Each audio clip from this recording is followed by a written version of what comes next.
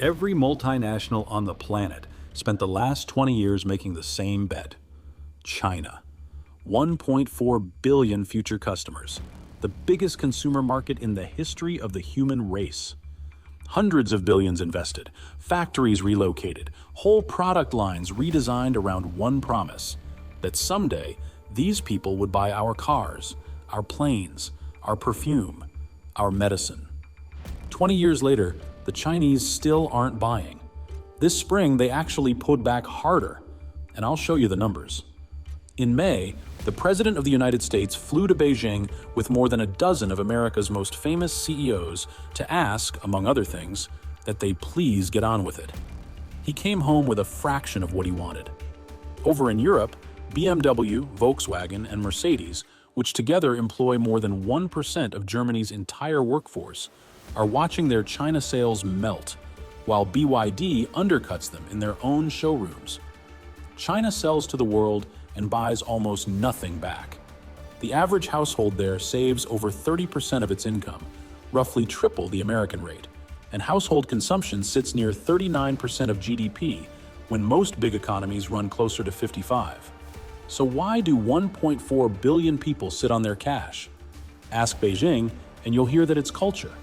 The fuller story involves a famine, a generation of only children, and a system built so that ordinary citizens never hold real wealth. And it stopped being an abstract debate this week, because on July 13th, the Chinese government published something it had never produced in the history of the People's Republic: an official 5-year plan whose entire job is to persuade its own citizens to go shopping. Stay with me, because that document accidentally proves everything I'm about to tell you. Run the passenger list from that Beijing tarmac in May. Tim Cook for Apple, Elon Musk for Tesla and SpaceX, Jensen Huang for Nvidia, grabbed at the last minute during a refueling stop in Anchorage, Larry Fink for BlackRock, David Solomon for Goldman Sachs, Jane Fraser for Citi, plus the bosses of Boeing, Visa, MasterCard, and Cargill, all walking behind the president like the world's most expensive wedding procession. They flew out for the biggest cold call in history, and the pitch was simple: buy something. Before takeoff, Trump posted that he wanted Xi to open China up so these brilliant people could work their magic, which basically means that open China to our planes, our chips, our phones, and our financial services, because right now, America buys around $400 billion of Chinese goods a year and sells China barely a third of that back. The results were thin. Boeing hoped to fly home with an order for up to 500 aircraft and got 200, which in this particular relationship almost counts as a win. Nvidia squeezed out permission to sell one chip line to a handful of Chinese firms. The bankers wanted access to the payments market and got a nice cup of tea. A trade gap that took decades to build was never going to move for a handshake, and it didn't. Europe knows the feeling. The same wave of electric cars, solar panels, and dollar store parcels keeps washing over its shores, and Brussels has already stacked surcharges on Chinese EVs, while whole slices of European industry sit on life support. Whatever 1.4 billion people won't consume at home gets shipped to you instead. And they won't consume, in large part, because Beijing built things this way. The construction started with a demographic experiment no other country has ever dared to run. The single biggest brake on Chinese spending is the aftershock of the one-child policy, which ran for roughly 35 years. Everyone knows the demographic damage. The financial damage gets far less airtime, and it's hitting right now. In China, children support their aging parents. That's tradition, and since 2013, it is literally the law, because the state barely does the job itself. The minimum basic rural pension pays out around $20 a month, which buys a nice lunch in Shanghai, and not much else. Back in the 80s, 5 or 6 kids shared the burden of 2 aging parents. Today, one only child can end up on the hook for 2 parents and up to 4 grandparents. 6 extra mouths to feed and keep healthy on a median disposable income of roughly $5,000 a year. You'd better keep money on the side. Honestly, you'd better keep all of it. The saving obsession runs deeper than family math, though, because even Chinese people with nobody to support save like their lives depend on it. Within living memory, they did. Mao's Great Famine killed somewhere between 15 and 45 million people between 1959 and 1961. Historians still argue over the count, and nothing in recorded history has killed more people through hunger. Trauma on that scale doesn't fade in a generation. It gets passed down in the way parents teach children what money is for. And the fear keeps a rational core even today, since China buys more than 80% of its soybeans abroad and leans harder on food imports every year. So that's the family burden and the famine memory.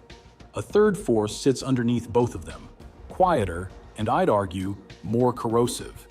Getting richer as a country never made ordinary Chinese people feel rich.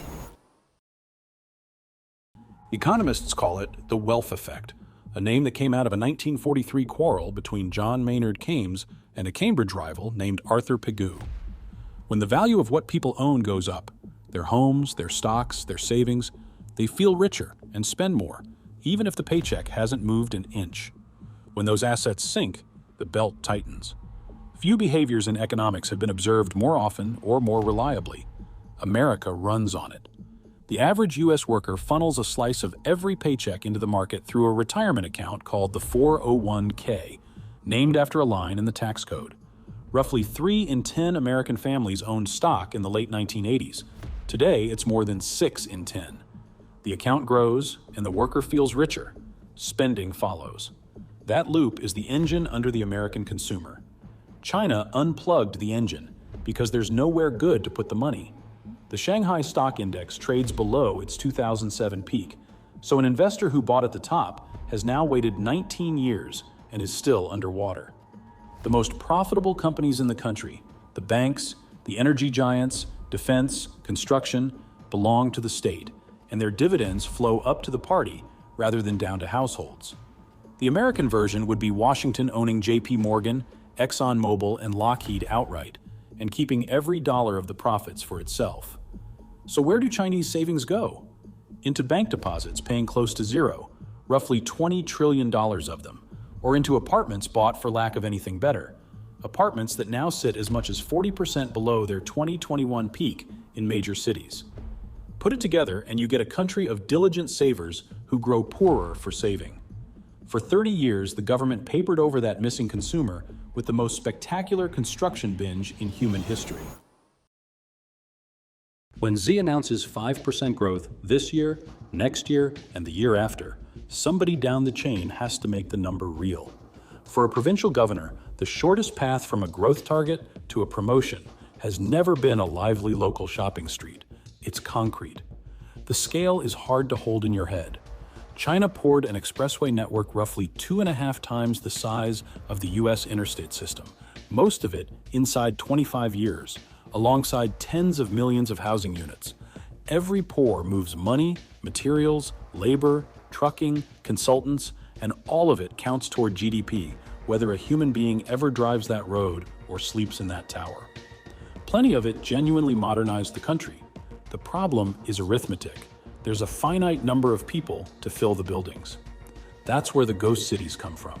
Whole districts standing empty for years, some torn down and rebuilt on the same spot. By some estimates, more than 65 million homes sit vacant across China, enough to house every man, woman, and child in Germany. Leland Miller, who founded the research firm China Beige Book, likes to point out that you can build a bridge, demolish it, rebuild it, demolish it again, and print whatever GDP figure you like along the way. The real estate collapse is that bill coming due. Fixed asset investment fell 3.8% in 2025, the first full-year contraction ever recorded. And through May of this year, it's down another 4.1%, with property investment cratering 16%. The old engine has started running in reverse. The other escape valve was selling to everyone else, and that valve is closing too. American tariffs on Chinese goods still average around 30% after peaking near 145% during last year's madness, the highest wall facing any U.S. trading partner. Europe taxes the EVs, India taxes the phones and panels. The world likes cheap Chinese goods, just not at the price of its own factories. Add it up, and the numbers turn grim by Chinese standards. Growth came in at 5% in 2025, but the IMF and World Bank both pencil in 4.4% for 2026. Beijing itself now targets a range, 4.5 to 5, the first time it has ever hedged its own number. Read that as a confession. And then, a few days ago, came the written version. On July 13th, China's State Council approved the first standalone 5-year plan for consumption in the country's history. The target? Roughly 60 trillion yuan in annual retail sales by 2030, about $8.85 trillion, some 20% above last year's level, wrapped in pledges to raise household incomes and rebuild consumer confidence. Sit with that for a second. The government that spent decades engineering the world's most ferocious savers is now publishing formal documents asking them, please, to spend. And the timing explains the panic.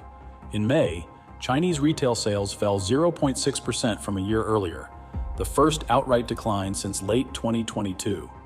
Car sales plunged 16%. Home appliances fell almost as much.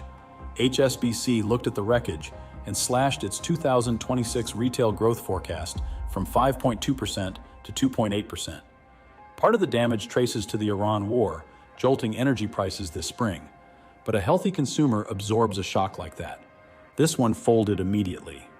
Money alone has already been tried. In 2025, Beijing spent 300 billion yuan, about $42 billion, on trade-in subsidies for cars, appliances, and phones, double the previous year, and more than 300 million people claimed the rebates. Retail still grew just 3.7% that year, and the 2026 program got trimmed to 250 billion. The pattern is almost embarrassing. The subsidy lands, spending jumps, the subsidy fades, and the wallet snaps shut. Beijing has learned it can rent consumption by the month. Owning it is a different business. The blunter tools look worse.